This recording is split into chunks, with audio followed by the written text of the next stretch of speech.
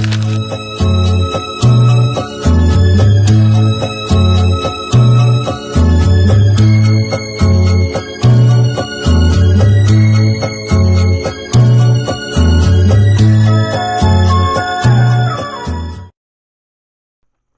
everyone, it's me Rafi, and today I will tell you the benefits of ICT or Information Communication Technology in 21st century or in our time.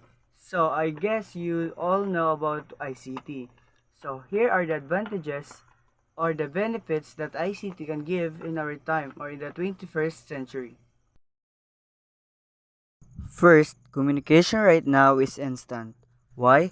Because we can now call anytime, anywhere, and we can also now see our loved ones even they are far, using video chats on Messenger, Snapchats, and many more. Another benefits for us in the 21st century is our learning had become flexible because of what we call online classes, and we can find many information on the web for our study.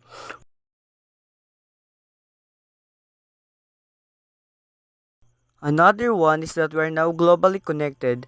People all over the world can easily interact because ICT connect all people globally. What I mean is that today we can now share idea or our thoughts worldwide and they can interact with us.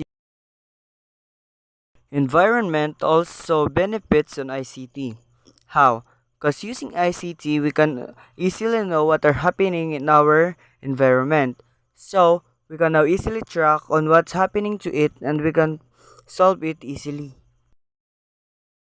Last on my list is innovation had become faster. Because today in 21st century, researcher can help together online. And also all the information that they need in research are can easily be found on the social media, on the internet, or in the World Wide Web.